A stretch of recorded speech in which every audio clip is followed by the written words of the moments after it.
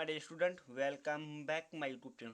आज के इस वीडियो में हम आपके लेकर आया हूँ 4 मार्च विज्ञान का वायरल पेपर। यदि आप क्लास 10th में हो और 4 मार्च विज्ञान को पेपर देने जा रहे हो तो यह वीडियो आपके लिए बहुत ही इंपॉर्टेंट होने वाला है, क्योंकि आज के इस वीडियो में हम आपके लेकर आए हूँ ऐसा वायरल मॉडल पेपर जो एग्जाम की दृष्टि से बहुत ही इंपॉर्टेंट है।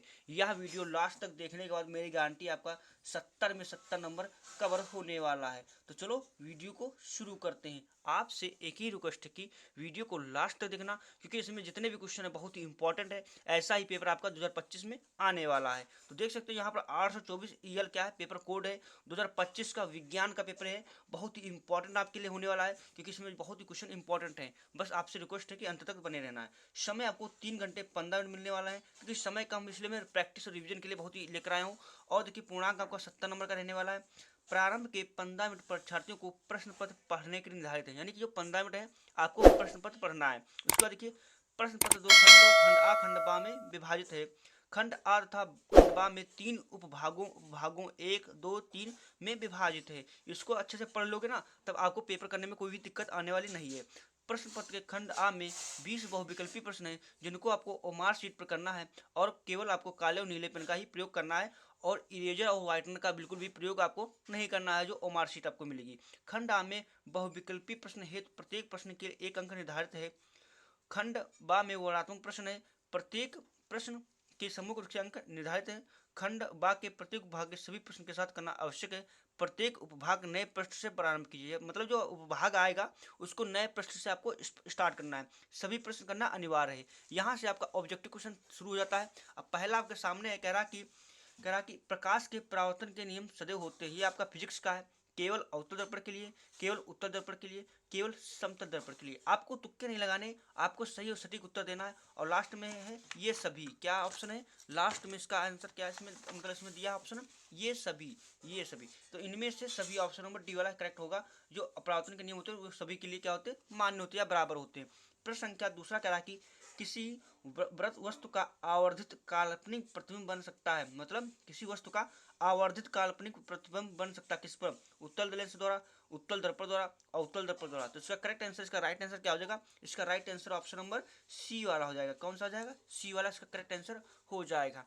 प्रश्न संख्या अगला और बढ़ता हूँ। प्रश्न संख्या अगला करा कि अत्यधिक उच्च प्रतिरोध वाला पदार्थ कहलाता है। अत्यधिक उच्च वाला प्रतिरोध वाला पदार्थ कहलाता क्या कहलाता है, चालक, अर्धचालक, अतिचालक या विद्युत रोधी। तो आपको पता होगा जब प्रतिरोध किसी धारा को रोकता है ना, तो जब रोकेगा तो क्या विद्युत रोधी कहलाएगा, मतलब धारा का विरोध करता है। तो इसका राइट आंसर क्या हो जाएगा, ऑप्शन नंबर डी वाला करेक्ट आंसर हो जाएगा। प्रश्न संख्या अगला की ओर बढ़ता हूँ। और चैनल पहली बार तो सब्सक्राइब जरूर कर लेना, क्योंकि इसके बाद मैं गणित का वायरल पेपर लाने वाला हूँ। विद्युत शक्ति की इकाई है, विद्युत शक्ति की इकाई क्या है, वोल्ट है, वाट है, जूल है या कुलाम है। तो इसका राइट आंसर क्या है, यदि आपकी अच्छी तैयारी होगी तो इसमें आपको क्वेश्चन को आंसर पता होगा। तो इसका correct answer option number B वाला होगा, क्या वाट हो जाएगा। प्रश्न संख्या 5वां कह रहा है कि किसी विद्युत केतली में प्रवाहित धारा 3 गुनी कर देने पर केतली में उत्पन्न ऊष्मा की मात्रा हो जाएगी। तो कितनी हो जाएगी, देखो ऊष्मा इसका h बराबर, इसको हम यहाँ बताना है कि तीन गुनी हो गई तो उसकी धारा में क्या प्रभाव पड़ेगा। तो उसकी देखो ऊष्मा की मात्रा में क्या प्रभाव पड़ेगा। तो केतली में प्रवाह धारा 3 गुनी कर देने पर केतली में उत्पन्न ऊष्मा की मात्रा क्या हो जाएगी, 9 गुनी हो जाएगी, यानी 3 9 गुनी हो जाएगी। ऑप्शन नंबर क्या हो जाएगा, ऑप्शन नंबर सी और इसका राइट आंसर हो जाएगा। प्रश्न संख्या अगला कह रहा कि एक व्यक्ति द्वारा दूर स्थित वस्तुओं को स्पष्ट रूप देखने में असमर्थ है, उसके नेत्र में कौन सा दोष होगा। मतलब वो दूर की वस्तु स्पष्ट नहीं देख पाता है, लेकिन निकट की वस्तु क्या होता है वो देख लेता है। तो इसका राइट आंसर क्या है, इसमें देखो ऑप्शन दिया, निकट दृष्टि दोष, जरा दृष्टि दोष या इनमें से सभी। तो आपको पता होगा दूरदृष्टि की परिभाषा क्या होती है, वह दृष्टि दोष जिसमें दूर की वस्तु तो निकट की वस्तु तो स्पष्ट दिखाई देती है, दूर की वस्तु स्पष्ट नहीं दिखाई देती, उसे क्या कहते हैं, उसको क्या बोलते हैं, उसको बोलते हैं दूरदृष्टि, दीर्घ दृष्टि दोष। ऑप्शन नंबर इसका क्या हो जाएगा, ऑप्शन नंबर ए वाला ही करेक्ट आंसर हो जाएगा। वह दृष्टि दोष जिसमें निकट की वस्तु तो स्पष्ट दिखाई देती है लेकिन दूर की वस्तु स्पष्ट नहीं दिखाती, वो क्या होता है, दीर्घ दृष्टि दोष होता है।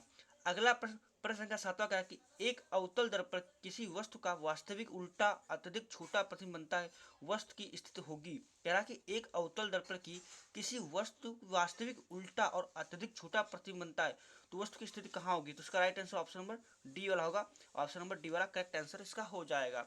अब उपभाग 2 यानी कि यहाँ से आपका क्या स्टार्ट होता है? आपका केमिस्ट्री यानी कि बहुत आपकी जो होती है वो स्टार्ट हो जाती है। तो यहाँ पर रसायन विज्ञान कह रहा कि कार्बन को वायु में जलाने पर कार्बन डाइऑक्साइड गैस बनना उदाहरण है किसका है? संयोजन अभिक्रिया का, विस्थापन अभिक्रिया का, द्विविस्थापन अभिक्रिया का, वियोजन अभिक्रिया का। मतलब कार्बन को यानी कि सी को हम जलाएंगे वायु में प्लस O2 ले लेंगे तो क्या बन जाएगा? आपको पता है CO2। यहाँ पर हम क्या करेंगे? गर्म या जलाएंगे, इस प्रकार से लिख सकते हो। तो हमारा CO2 यानी कि कार्बन और ऑक्सीजन के आपस में मिल गई यानी कि संयोज हो गया। तो ऑप्शन नंबर क्या हो जाएगा? इसका ए वाला होगा, संयोजन अभिक्रिया इसका राइट आंसर हो जाएगा। प्रश्न संख्या अगला करा कि शुद्ध जल का पीएच मान है 5, 0, 7, 14। तो शुद्ध जल का पीएच मान क्या हो सकता है? आपको पता होगा। शुद्ध जल का पीएच मान इसका राइट आंसर ऑप्शन नंबर 7 हो जाएगा। आपको लाइक जरूर कर देना है। प्रश्न संख्या आपका अगला कह रहा है कि सामान्य तापक्रम तथा दाब में द्रव के रूप में पाई जाने वाली अधातु है क्लोरीन, ब्रोमीन, फ्लोरीन या और इसमें से कोई नहीं, या मतलब ये सभी इनमें से कोई नहीं। तो सामान्य तापक्रम तथा दाब के द्रव के रूप में पाई जाने वाली अधातु क्या है? ब्रोमीन। ऑप्शन नंबर बी वाला इसका राइट आंसर हो जाएगा। अब आगे मैं प्रश्न का आगे बढ़ता हूँ। प्रश्न का आपका अगला क्या है कि प्रोपेनोन में क्रियात्मक समूह है। प्रोपेनोन में क्रियात्मक समूह क्या है? OH, COOH, CO, CH। तो देखो प्रोपे यानी CH2CH, एथ में तो प्रोप CH3CH2 और क्या होगा? CO। ये होता ना, ये मतलब CO क्या हमारा ओन या नोन होता है ना। कीटोन में क्या होता है? ओन या नोन होता है। ऑप्शन नंबर क्या हो जाएगा? सी वाला right answer CO correct answer हो जाएगा। प्रश्न संख्या अगला करा कि C2H5OH का IUPAC नाम होगा। तो C2H5OH। अब आपको पता, देखो ये हमारा क्या समूह है। अब जिधर से क्या कार्बन नजदीक हो वहीं हम उधर से गिनेंगे। तो इधर देखो, इधर से हम कार्बन को गिनते, 2 कार्बन है, 2 कार्बन को क्या कहते हैं? एथ कहते हैं। अब इसमें जुड़ता क्या? ऑल या नाल जुड़ था ना, तो हम इसमें आल जोड़ेंगे। तो आल जोड़ेंगे तो क्या हो जाएगा? एथेनाल। क्या हो जाएगा? एथेनाल हो जाएगा, क्योंकि ये OH समूह है ना, मतलब एल्कोहल समूह है।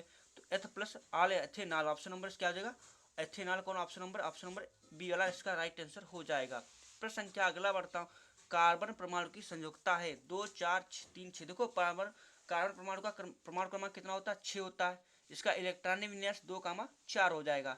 तो यानी जो 4 है ये क्या करता है? धनात्मक त्याग कर देता है। इसकी संयोजकता कितनी होती है? 4 हो जाती है। इसका right answer option number B वाला इसका करेक्ट हो जाएगा। यहाँ पर ऑप्शन 4 है। अगला प्रश्न संख्या अगला कह रहा कि उपभाग 3 स्टार्ट हो गया यानी कि आपका बायोलॉजी यानी कि जीव विज्ञान का स्टार्ट हो गया।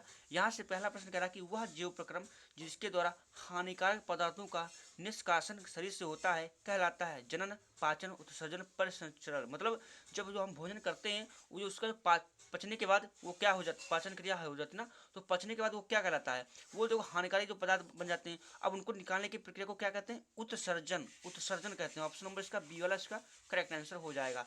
प्रश्न संख्या अगला करा कि प्रकाश संश्लेषण के दौरान निम्न में से कौन सी एक क्रिया नहीं होती है? मतलब एक से इनमें से कोई क्रिया कौन होती है? क्लोरोफिल द्वारा प्रकाश ऊर्जा को अवशोषित करना, मतलब ये भी देखो प्रकाश संश्लेषण में क्रिया होती है ना, क्लोरोफिल द्वारा प्रकाश को क्या करना? अवशोषित करना। और देखिए यहाँ पर अगला प्रश्न, यहाँ पर ये क्वेश्चन आगे देखो, प्रकाश ऊर्जा को रासायनिक ऊर्जा में परिवर्तन करना, ये भी हो जाता है। कार्बन डाइऑक्साइड का कार्बोहाइड्रेट में अपचयन, ये भी हो जाता है। ग्लूकोज का पाइरुविक अम्ल में विखंडन, ये नहीं होता। इसका right answer option number D वाला। ये ग्लूकोज मतलब जो प्रकाश संश्लेषण क्रिया है उसमें ग्लूकोज का पाइरुविक अम्ल में विखंडन नहीं होता है। तो यानी ऑप्शन नंबर डी वाला इसका करेक्ट आंसर हो जाएगा, क्योंकि प्रश्न में पूछा गया प्रकाश संश्लेषण द्वारा कौन सी क्रिया नहीं होती है, तो ये वाली नहीं होती। ऑप्शन नंबर डी वाला इसका राइट हो जाएगा। प्रश्न संख्या अगला बढ़ता हूँ। प्रश्न संख्या अगला करा कि प्राकृतिक वर्ध या चयन द्वारा जीव विकास का सिद्धांत किसने प्रतिपादित किया था? चार्ल्स डार्विन ने, लेमार्क ने, ग्रेगर जॉन मंडल ने, ह्यूगो डी ब्रीज में। तो इसका राइट आंसर क्या हो जाएगा? इसका right answer option number A हो जाएगा, चार्ल्स डार्विन ने। प्रश्न संख्या अगला करा कि मेंडल ने अपने प्रयोग किस पौधे पर किए थे? सरसों पर, साइकस पर, अरहर पर या मटर पर? तो आपको ये तो क्वेश्चन सरल है, आपको पता होगा। इसका right answer option number D वाला हो जाएगा। प्रश्न संख्या अगला करा कि निम्न में से किस पौधे में पुष्प एकलिंगी होते हैं? पपीता, गुड़हल, सरसों, मटर। तो पपीता पौधे में एकलिंगी पुष्प कौन होते हैं? इसका राइट आंसर क्या हो जाएगा? ऑप्शन नंबर ए होगा, पपीता क्या होता है? एकलिंगी पुष्प होता है या पौधा होता है। प्रश्न संख्या अगला क्या है, कह रहा कि मादा जनन तंत्र के किस भाग में कॉपर टी स्थापित की जाती है।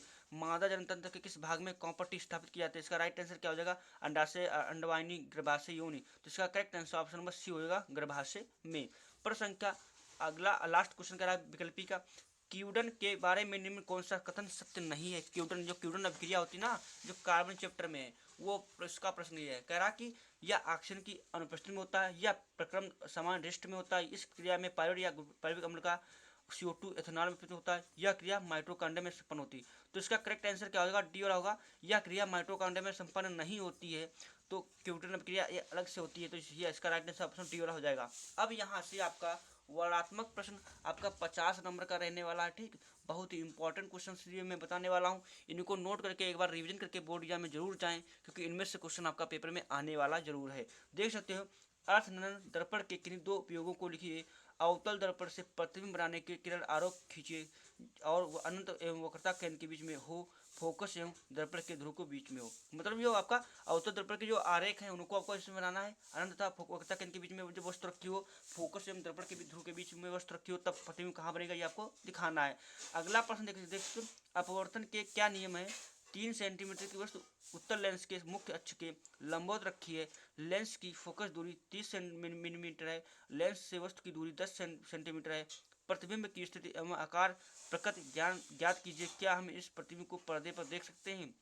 अपवर्तन के आपको नियम लिखना, उसके बाद आपको ये सवाल को अच्छे से लगाना है। देखो यहाँ पर आपके दी है फोकस दूरी दी है, वस्तु की लेंस मुख्य अक्ष से लंबवत रखी है, और यह वस्तु की दूरी रखी है, यू भी दिया है, यानी कि वी आपको ज्ञात करना है और आपको बता देना है अच्छे से। बहुत इंपॉर्टेंट क्वेश्चन है, इसका स्क्रीनशॉट भी ले सकते हो, या आपको कॉपी पर नोट करके इसका रिवीजन कर सकते हो, क्योंकि 5-6 दिन ही आपके बोर्ड एग्जाम के मतलब आपका विज्ञान का पेपर लगा है। अगला यहाँ पर देख सकते हो आप, यहाँ पर आप लिखिए, मतलब आपका नियम लिखिए, अपवर्तन का नियम लिखिए। यहाँ पर कह रहा है अपवर्तन का नियम लिखिए, किसी तार के प्रतिरोध को प्रभावित करने वाले किन्हीं दो कारकों का उल्लेख कीजिए। 400 वाट का एक बल्ब 200 वोल्ट के विद्युत स्रोत से जुड़ा है। यहाँ पर कुछ शब्द मिस्टेक हो गए हैं लिखने में, तो आपको टेंशन नहीं लेना, आपको पढ़कर समझ लेना है। बल्ब के 5 मिनट या उपयोग में लाया जाता है। बल्ब में प्रवाहित धारा तथा उसमें ऊष्मा की मात्रा ज्ञात कीजिए।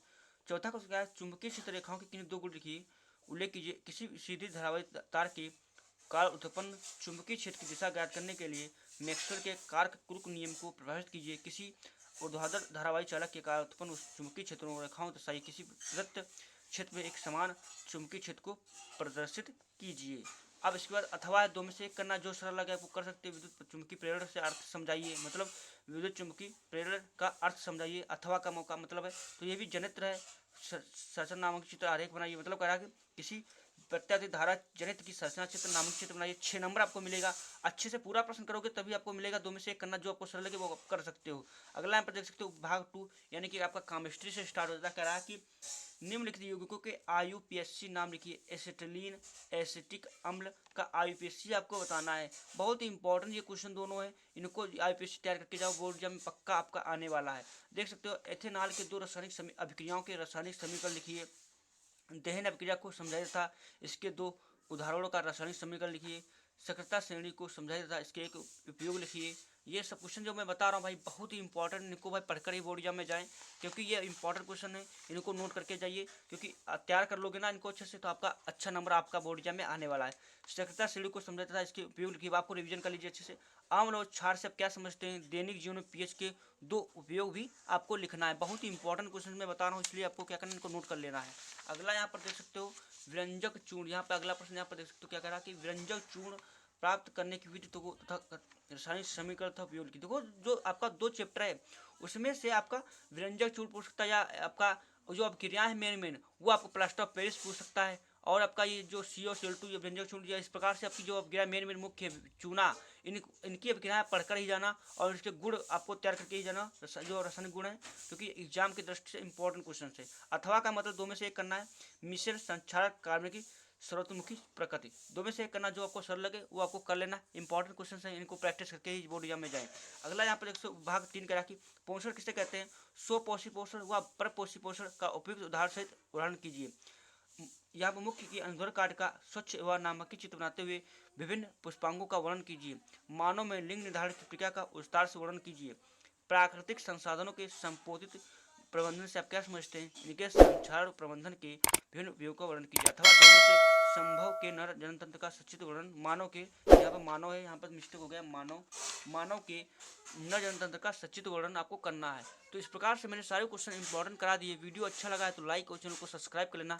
और देखिए इसके बाद में विज्ञान उसका